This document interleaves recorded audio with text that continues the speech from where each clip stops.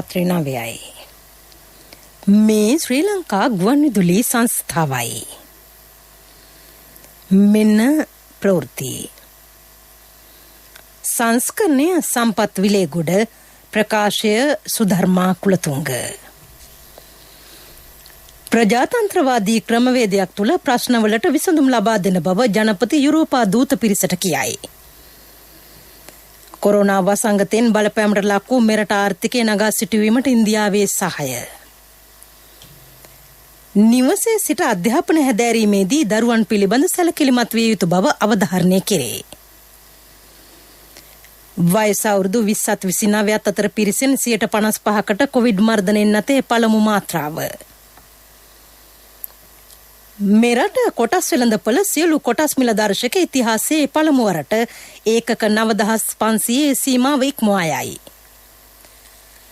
පාර්ලිමේන්තු න්‍යාය පත්‍රයට ඇතුළත්ව තිබූ ප්‍රශ්න 37කට පිළිතුරු. කොවිඩ් මරණ සඳහා වන්දි ලබා දීමට ඉන්දියාවෙන් තීරණයක්.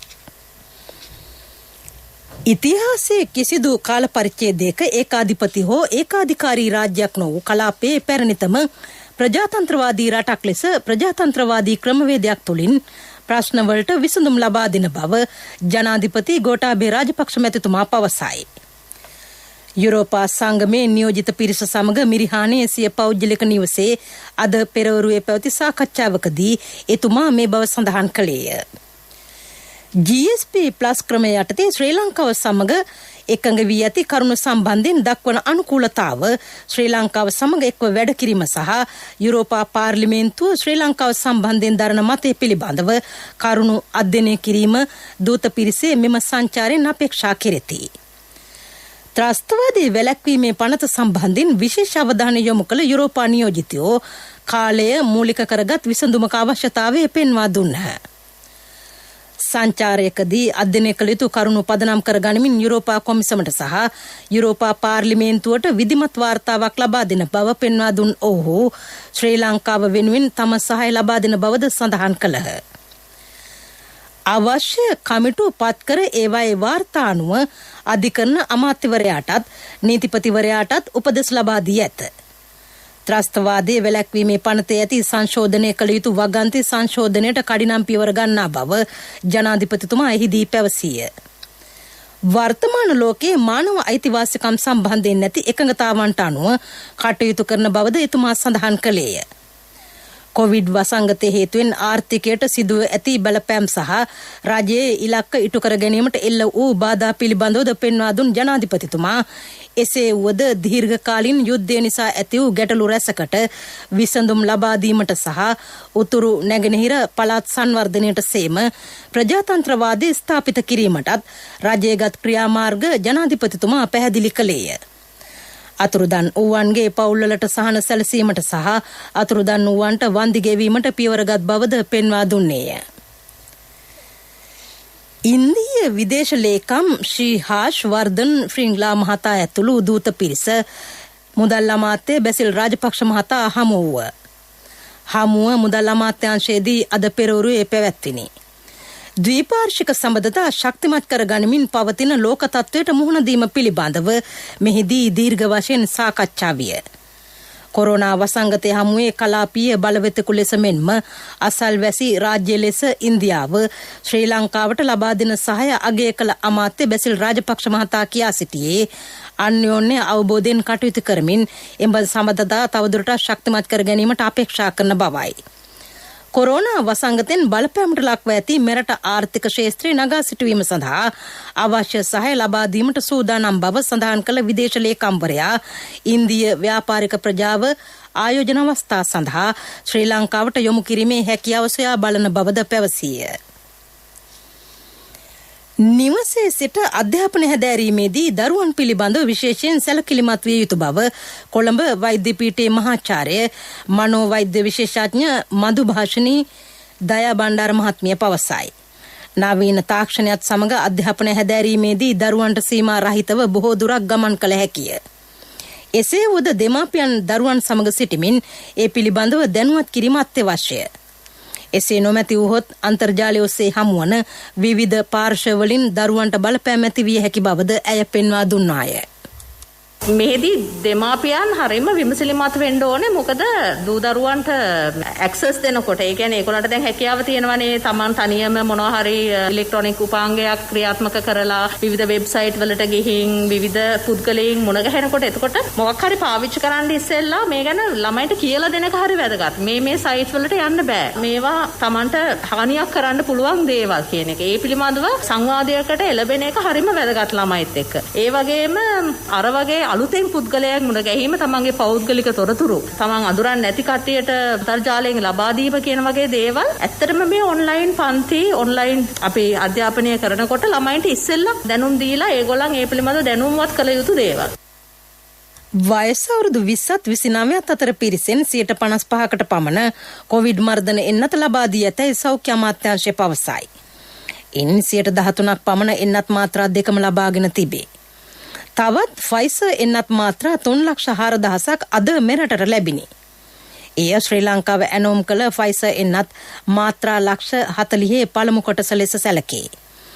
කොවිඩ් එන්නත්කරණය සහ PCR පරීක්ෂණ පිළිබඳව පැහැදිලි කරන නියෝජ්‍ය සෞඛ්‍ය සේවා අධ්‍යක්ෂ ජනරාල් වෛද්‍ය හේමන්ත හේරත් මහතා. ප්‍රතිකාර මධ්‍යස්ථාන 224ක ඇඳන් 38,965ක් මේ මොහොත වෙනකොට සූදානම් කරලා තියෙනවා. මේයින් භාවිතයට ගැනෙන්නේ 10,337ක් පමණයි. ඒ වගේම PCR පරීක්ෂණ පහුගිය පැය 24 තුල 7,566ක් සිද්ධ කරලා තියෙනවා. එම කාල සීමාව තුළම 3,086ක් රැපිඩ් ඇන්ටිජන් පරීක්ෂණ කරපු බවට වාර්තා වෙලා තියෙනවා. අමනෝඥ වෙන්න විදියක් නැහැ අපේ තරුණ පරම්පරාව. මම දැඩි ලෙස විශ්වාස කරනවා ඒගොල්ලෝ ඉස්සරහට ඇවිල්ලා මේක ලබා ගනිමු කියලා. ශ්‍රී ලංකා ඉන්ෂුරන්ස් පියකුමෙන් මවකමෙන්.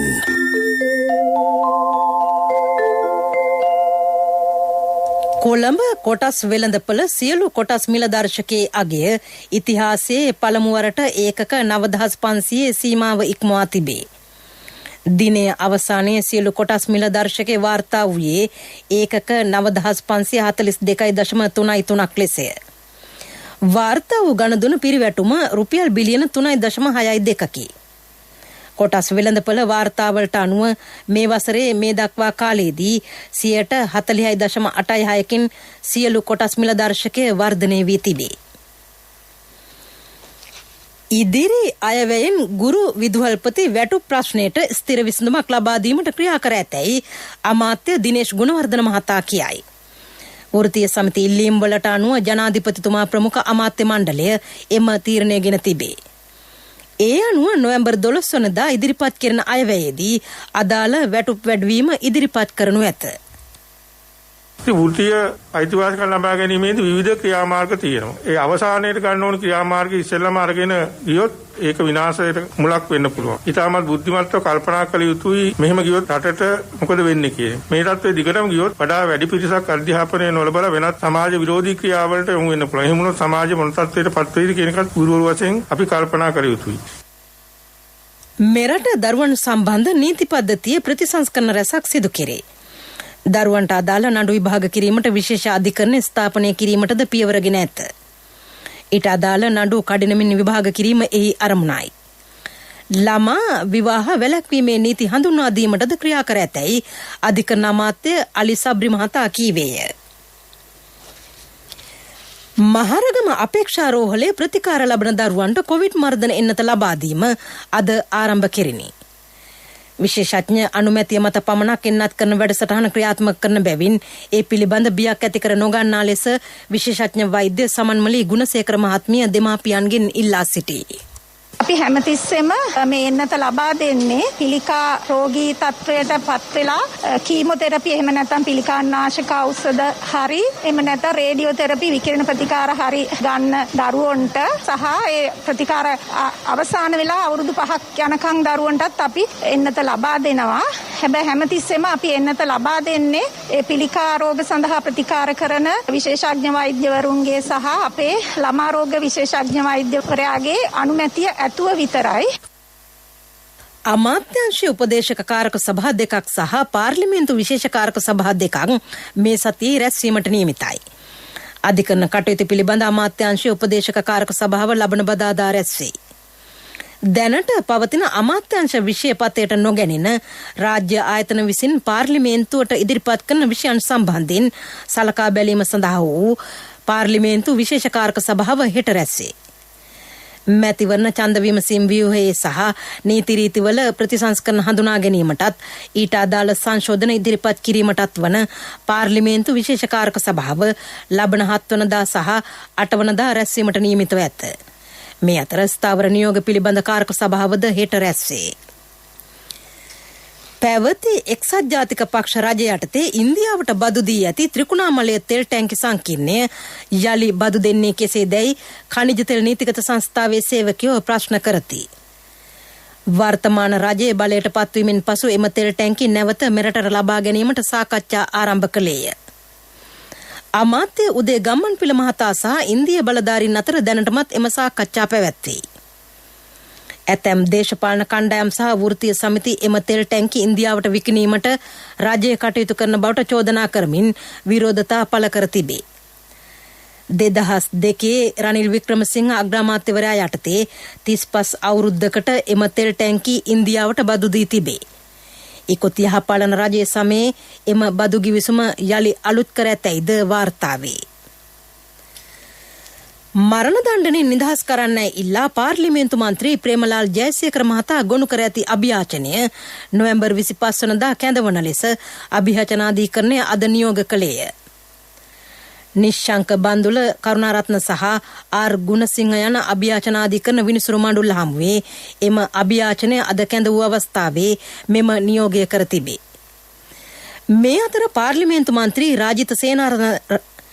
මේ අතර පාර්ලිමේන්තු මන්ත්‍රී රාජිත සේනාරත්න ඇතුළු තිදෙනෙකුට එරෙහි නඩුව නොවැම්බර් 10 වනදා යලි කැඳවීමට කොළඹ මහාධිකරණය අද නියම කළේය. මෝදර වරාය පෞද්ගලික සමාගමකට ලබා දීම සම්බන්ධයෙන් නඩුව පවරා තිබේ. දරුවන්ගේ අයිතීන් පිළිබඳ දැනුවත් කිරීමේ චිත්‍ර සහ කතික තරඟයක් පැවැත්වීමට කටයුතු කර තිබේ. ළමා හිංසනයට තිත පදනම එය සංවිධානය කරයි. ඒ පිළිබඳ වැඩිදුර විස්තර 077 50 28 67 9 දුරකථන අංකයෙන් ලබාගත හැකිය. අවසන් දිනය ලබන 20 වෙනිදායි. දරුවන්ට ආදරය නිදහස තරම්ම අගනාදේ දැනුම හඹා යන දරුවන් පසුපසින්ම ඉඳමින් අත්වැළවන එක දෙමව්පිය අපේ වගකීමක්. දැනුම ධනය කරගත් දරු පරපුරට ශ්‍රී ලංකා ඉන්ෂුරන්ස් මිනිමුතු අධ්‍යාපන සැලසුම් උසස් අධ්‍යාපන අරමුදලක් පරිපූර්ණ රැකවරණයක් සෞඛ්‍ය ආවරණ ඇතුළු අමතර ආවරණ රැසක් සමගින් ඔබේ දරුවාටත් සුරක්ෂිත අනාගතයක් සැලසුම් කරන්න. ශ්‍රී ලංකා ඉන්ෂුරන්ස් පියකුමෙන් මවකමෙන්. ප්‍රමුඛ පුවත ඔබ වෙත ගෙනෙන්නේ සෑම ගෙදරකම සිටිය යුතු වෙද මහත්මයා සිද්ධාලේප. පාර්ලිමේන්තු න්‍යාය පත්‍රයට ඇතුළත්ව තිබූ ප්‍රශ්න 37කට අමාත්‍යවරු සහ රාජ්‍ය අමාත්‍යවරු අද පිළිතුරු ලබා දුන්න. මන්ත්‍රීවරුන්ගේ වාචික ප්‍රශ්න කිරීම සඳහා පිළිතුරු ලබා දීමට පමණක් විශේෂ පාර්ලිමේන්තු දිනයක් වෙන් කිරීමට සභානායක අමාත්‍ය දිනේෂ් ගුණවර්ධන මහතා පාර්ලිමේන්තු කටයුතු කාරක සභාවට යෝජනා කර තිබිනි. COVID-19 හේතුවෙන් පාර්ලිමේන්තුව නියමිත ලෙස රැස්වීමට නොහැකි වීම නිසා ආණ්ඩුව වෙනුවෙන් පිළිතුරු දීමට නොහැකි වූ ප්‍රශ්නවලට අවස්ථාව ලබා දීමට මෙසේ විශේෂ දිනයක් ලබා දුන් බව සභානායකවරයා එහිදී ප්‍රකාශ කළේය. ප්‍රමුඛතම පුවත ඔබ වෙත ගෙන ආවේ සිද්ධාලේප ලක්පියාව. ශක්ති හඬ අවධානය පිණිසයි. මෝටාර් රථ රියදුරු බලපත්‍ර වළංගු කාල සීමාව తాවකාලිකව දීර්ඝ කෙරේ.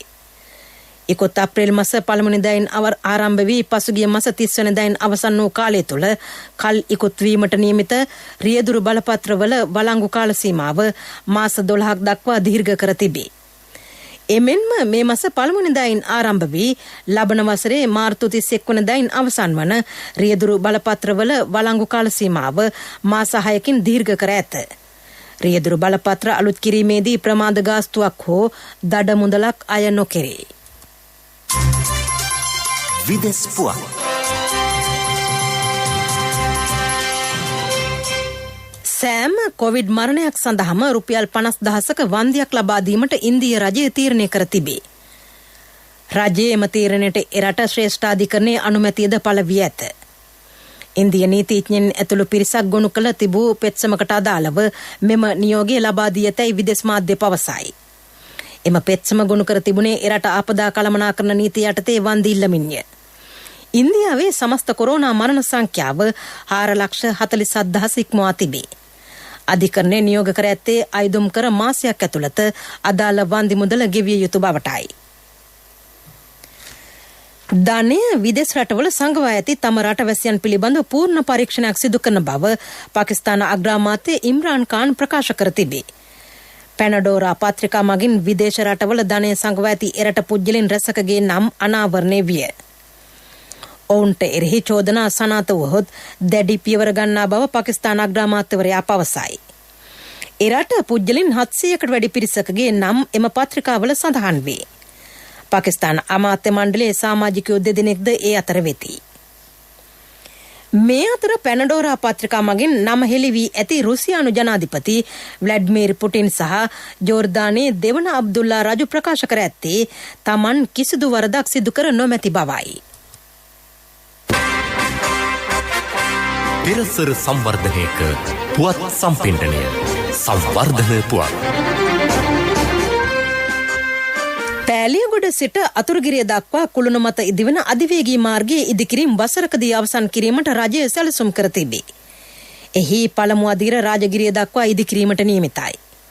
අවසන් අදියර යටතේ එම අධිවේගී මාර්ගය අතුරුගිරිය දක්වා දීර්ඝ කෙරේ. අමාත්‍ය ජොන්ස්ටන් ප්‍රනාන්දු මහතා සඳහන් කළේ මාර්ගය ඉදිකිරීමට අදාළ කටයුතු දැනටමත් ආරම්භ කර ඇති බවයි.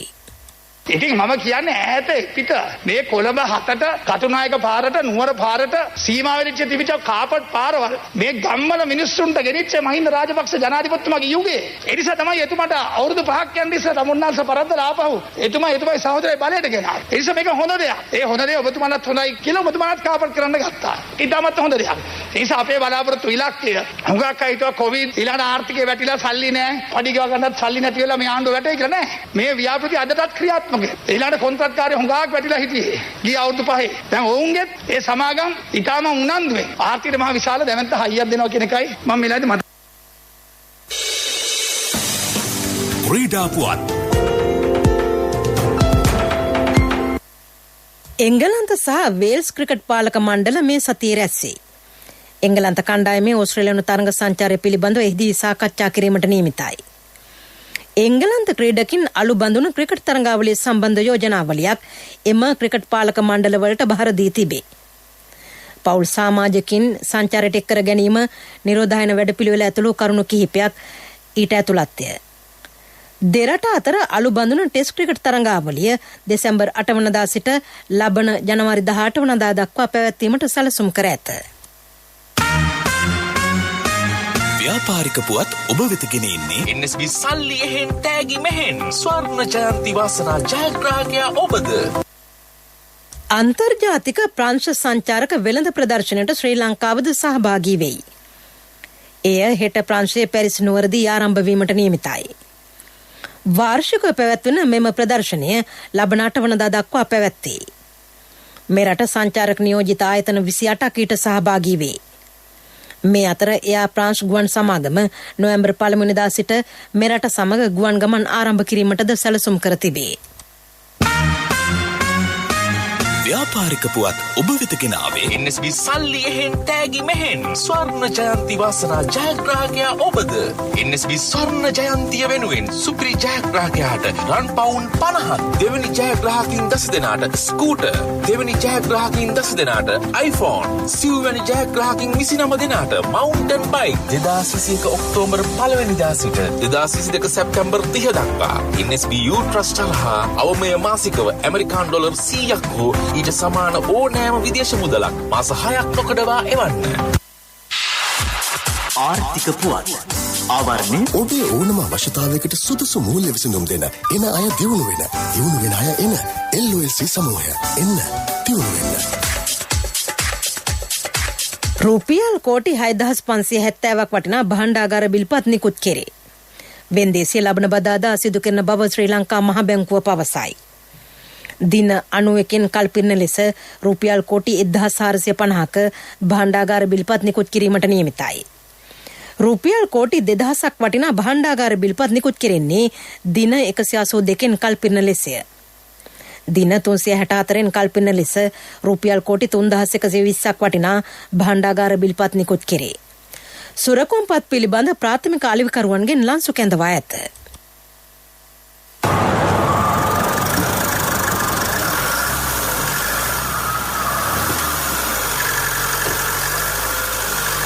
සුනිල් අයියා අලුත් ලොරියකුත් අරගෙන හරිගින් වගේ හරිගියේ හරි තැනට ගිය හින්දා මල්ලි LOLC එකෙන් ලීසින් කරේ මාත් හරියන්න කියලා හරි තැනටම යන්න ඕනේ LOLC ෆයිනෑන්ස් හරියන්න හරිම තැන වැඩි විස්තර සඳහා 0115 715 555 අමතන්න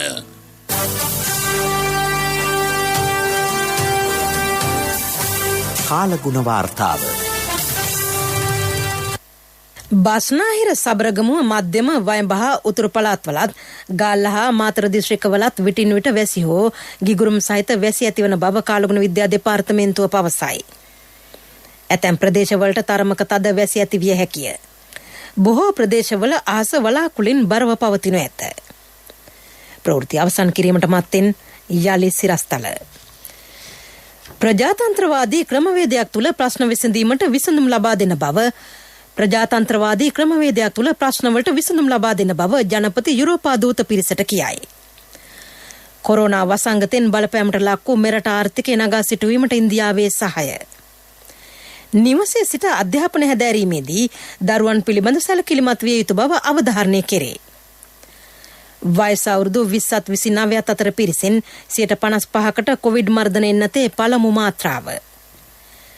මෙරට කොටස් වෙළඳපොළ සියලු කොටස් මිල දර්ශක ඉතිහාසයේ පළමු වරට ඒකක 9500 සීමාව ඉක්මවා යයි. පාර්ලිමේන්තු න්‍යාය පත්‍රයට ඇතුළත්ව තිබූ ප්‍රශ්න 40-37කට පිළිතුරු. කොවිඩ් මරණ සඳහා වන්දි ලබා දීමට ඉන්දියාවෙන් තීරණයක්.